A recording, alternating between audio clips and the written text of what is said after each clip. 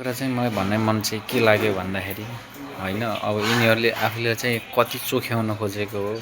नेपाली जनताहरूले बुझिसक्यो बाबा तपाईँ कस्तो हुनुहुन्छ, तपाईँहरू के हो भनेर बुझिसक्यो होइन। अझ पनि आफैलाई चोख्याउन खोज्दैछ एउटा बिचरा मान्छे होइन। कति खेदो खन्न सकेको यार तिमीहरूले। अब त कमसेकम होइन यति पनि खेदो नखन के अलि पच्ने कुरा।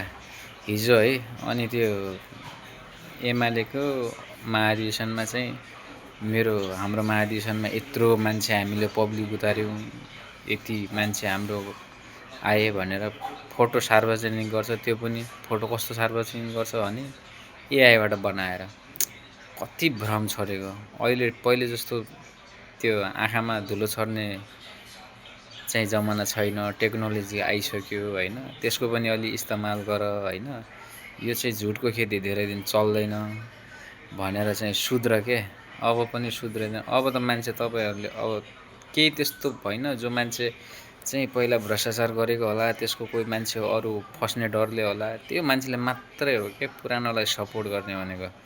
यदि जो मान्छे चोखो छ अनि देशभक्ति छ, साँच्चै देशलाई माया गर्छ, यो त चाहिँ अब अति नै भयो है भनेर सोच्छ भने पुरानो दललाई त्यो मान्छेले मर्गे पनि सपोर्ट गर्दैन है होइन। अब के कुराहरू पनि सुन्दै आइएको थियो, पुरानोले यस्तो गर्यो भनेर मात्र होइन कि पुरानो मान्छेले गर्यो होइन, नगरेको होइन। तर पुरानो मान्छेले बजेट हाल्यो, बजेट हालिसकेपछि आफ्नै कार्यकर्तालाई ठेकेदार बनायो, त्यसैलाई पाल्यो, अनि कुनै योजना हाल्यो, त्यो योजना हालिसकेपछि त्यसको होइन अब यो योजना त बनाइसकेपछि त्यो योजनाको महत्त्व के हो, कहिलेसम्मको लागि हामी त्यो योजना अब आइसकेपछि त्यो योजनालाई कसरी कार्यान्वयन गर्नुपर्छ होइन, त्योलाई कसरी चलाउनुपर्छ भन्ने कुराहरू त नीति र विधि भन्ने कुरा ल्याएनन्।